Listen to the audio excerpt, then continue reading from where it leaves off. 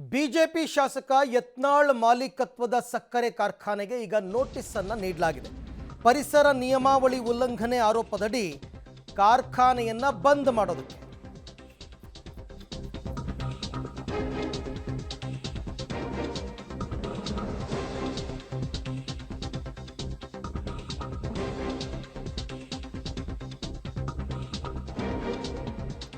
ಕಲಬುರಗಿಯ ಸಿದ್ದಶ್ರೀ ಸೌಹಾರ್ದ ಸಹಕಾರ ಸಕ್ಕರೆ ಕಾರ್ಖಾನೆಗೆ ನೋಟಿಸ್ ಕೊಟ್ಟಿದ್ದಾರೆ.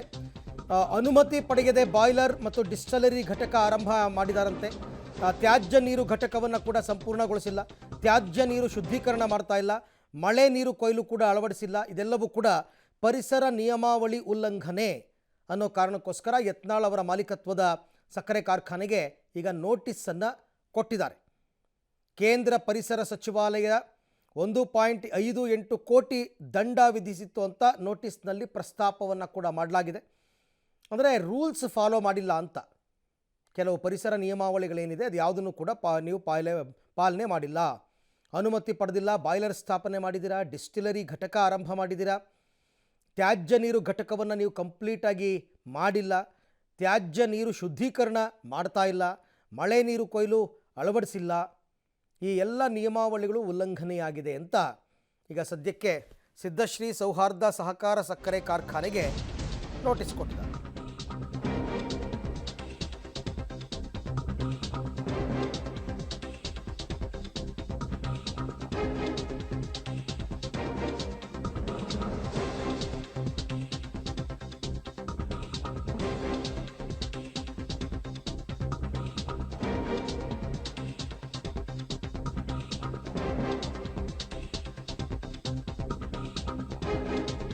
ಕೇಂದ್ರ ಪರಿಸರ ಸಚಿವಾಲಯ 1.58 ಕೋಟಿ ದಂಡ ವಿಧಿಸಿತ್ತು ಅಂತ ನೋಟಿಸ್ನಲ್ಲಿ ಪ್ರಸ್ತಾಪ ಆಗಿದೆ.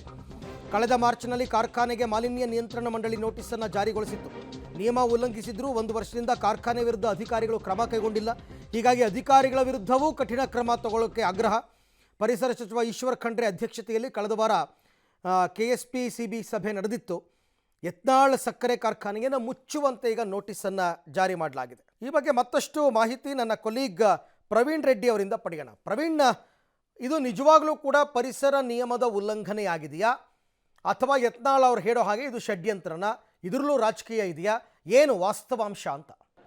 ಅರವಿಂದ್, ಸದ್ಯ ಈಗ ಏನಂದ್ರೆ DKC ಹಾಗೂ ಯತ್ನಾಳ್ ನಡುವೆ ಈಗಾಗಲೇ ಟಾಕ್ ಫೈಟ್ ಒಂದು ಕಡೆ ಆದ್ರೆ, ಇದೀಗ ಯತ್ನಾಳ್ ಒಡೆತನದ ಸಿದ್ದಶ್ರೀ ಸೌಹಾರ್ದ ಏನು ಸಕ್ಕರೆ ಕಾರ್ಖಾನೆ ಇದೆ ಆ ಒಂದು ಕಾರ್ಖಾನೆಗೆ ಶಾಕ್ ಕೊಟ್ಟಿದೆ. ಇದು ರಾಜಕೀಯವೋ ಅಥವಾ ಅಲ್ಲಿ ನಿಜವಾಗ್ಲೂ ಕೂಡ ರೂಲ್ಸ್ ಅಂಡ್ ರೆಗ್ಯುಲೇಷನ್ಸ್ಗಳು ಉಲ್ಲಂಘನೆ ಆಗಿದೆಯೋ ಅಂತ ಹೇಳಿ ಈಗ ಒಂದು ಅಂಶ ಈಗ ಮತ್ತೆ ಬೆಳಕಿಗೆ ಬರ್ತಾ ಇದೆ. ಆದರೆ ಪ್ರಮುಖವಾಗಿ ಇಲ್ಲಿ ಕೇಂದ್ರ ಪರಿಸರ ಇಲಾಖೆ ಕಳೆದ ವರ್ಷ ಮಾರ್ಚ್ನಲ್ಲಿ 1,53,00,000 ರೂಪಾಯಿ ಎಷ್ಟು ಏನಂದ್ರೆ 53 ಲಕ್ಷದಷ್ಟು ಆ ಒಂದು ಸಕ್ಕರೆ ಕಾರ್ಖಾನೆಗೆ ದಂಡವನ್ನು ಹಾಕಿತ್ತು. ಪ್ರಮುಖವಾಗಿ ಏನಂದ್ರೆ ಅಲ್ಲಿ ಪೊಲ್ಯೂಷನ್ ಅನ್ನ ಕಂಟ್ರೋಲ್ ಮಾಡ್ಲಾಗ್ತಾ ಇಲ್ಲ, ಅಲ್ಲಿ ನೀರು ಶುದ್ಧೀಕರಣ ಘಟಕ ಅಂದ್ರೆ ಕಾರ್ಖಾನೆಯಿಂದ ಹೊರಗಡೆ ಬಿಡುವಂತಹ ನೀರು ಸಂಪೂರ್ಣವಾಗಿ ಕಲುಷಿತ ನೀರಿರುತ್ತೆ. ಆ ಒಂದು ಕಲುಷಿತ ನೀರು ನೇರವಾಗಿ ಮುಲ್ಲಾಮಾರಿ ಜಲಾಶಯಕ್ಕೆ ಬಿಡಲಾಗ್ತಾ ಇದೆ. ಇದರಿಂದ ಏನಂದ್ರೆ ಅಲ್ಲಿರುವಂತಹ ಜನ ಮತ್ತು ಬೆಳೆಗಳಿಗೆ ತೀವ್ರವಾದಂತಹ ಸಮಸ್ಯೆ ಆಗ್ತಾ ಇದೆ. ಹೀಗಾಗಿ ಈ ಒಂದು ಕಾರ್ಖಾನೆ ಈ ರೀತಿಯಾಗಿ ರೂಲ್ಸ್ ವೈಲೇಷನ್ ಮಾಡಿದೆ ಅಂತ ದಂಡ ಕೂಡ ಹಾಕಿತ್ತು. ಪ್ರಮುಖವಾಗಿ ಈ ಒಂದು ಸಕ್ಕರೆ ಕಾರ್ಖಾನೆ ಅನುಮತಿ ಕೊಡುವಾಗ 10 ಹಲವು ಕಂಡೀಷನ್ಗಳನ್ನು ಹಾಕಿದ್ರು. ಆದರೆ ಪ್ರಮುಖವಾಗಿ ಪ್ರಾದೇಶಿಕ ಅಧಿಕಾರಿಗಳು ಆ ಒಂದು ಕಾರ್ಖಾನೆಗೆ ಭೇಟಿ ಕೊಟ್ಟಂತಹ ಸಂದರ್ಭದಲ್ಲಿ ಅಲ್ಲಿರುವಂತಹ ಡಿಸ್ಟಿಲರಿ ಪಾಯಿಂಟ್ ಏನಿರುತ್ತೆ ಅದು ಯಾವುದೇ ಕಾರಣಕ್ಕೂ ಕೂಡ ಆ ಒಂದು ಇಲಾಖೆಯಿಂದ ಅನುಮತಿಯೇ ಪಡೆದಿರಲಿಲ್ಲ.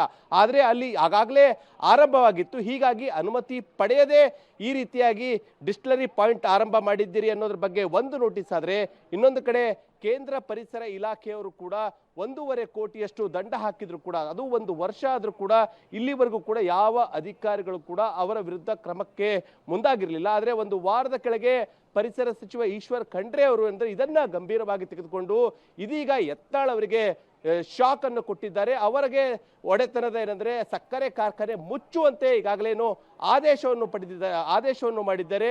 ಇದು ಇದೀಗ ರಾಜಕೀಯ ತಿರುವು ಪಡೆದುಕೊಳ್ತಾ ಇದೆ. Arvind. Okay Praveen, thank you. ತಮ್ಮೆಲ್ಲ ಮಾಹಿತಿಗಾಗಿ ಧನ್ಯವಾದ.